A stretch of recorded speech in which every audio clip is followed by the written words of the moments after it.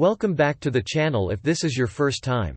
My name is Redman, where I talk about tips and tricks on gadgets or computer. If you're into that kind of stuff, hit that subscribe button below and let's get on to today's show. So what do you do when your computer starts misbehaving, becomes sluggish? You switch it off and switch it back on again. Well, same thing needs to happen to your router and your modem. You need to start getting into a habit of purposefully switching it off and switching it back on again. Tips number 1. Rebooting. So why does rebooting your device actually help? Well, just like your computer, things get run in memory. They get written to the hard drive. Same thing happens on the routers. It's like your computer, where you can simply add more RAM by a bigger hard drive, giving the operating system more room to breathe. You cannot do that with your router or all your modem. Whilst the router's software is designed to keep it running as efficiently as possible, it still is susceptible to some fighters like crushers, and things do become correct. No! When you reboot, you're giving the operating system a nice fresh start. So how do you shut your router or your modem safely? Well, ideally you should be able to log into the console, log in to the interface.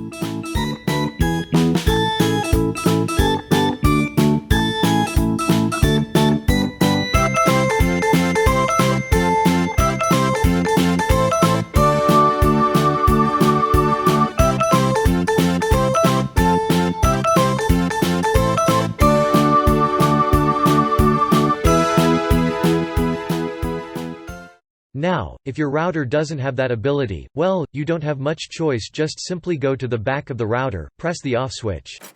Tips number 2. Ventilation. Now, another reason why your Wi-Fi might be slow is due to something that most of us overlook, and that is overheating.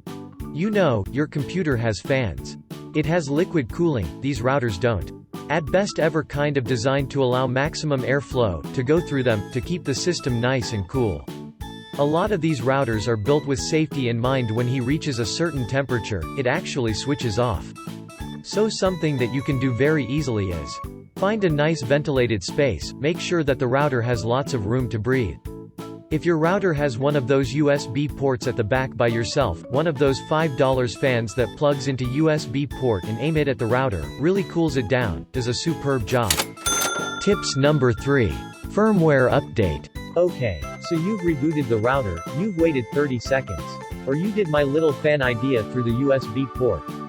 Well, next up, you need to make sure that your router software gets the updates. You know, our phones and our computers updates regularly, which fixes bugs or issues. The security gaps gives us new features. And we don't think twice, we install that we want that system to be updated. Yet with our routers, we tend not to go back in and do that. Why? So a very cool thing that you need to be doing regularly is going into your router's admin console, looking for the firmware update section. That is what the rock is referred to in the software. It's called firmware. You click on the button that says, check for new firmware. Now most new router will do that. Some of them will even do that automatically.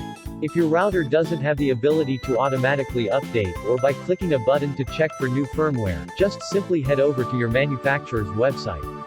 Look for the support, like typically fall under there, find your router's model number and find the firm way for you.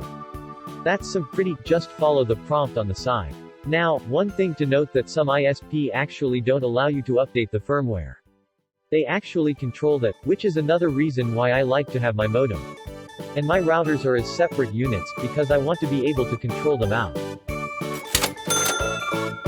For more Wi-Fi tips and tricks don't forget to click that button below to subscribe.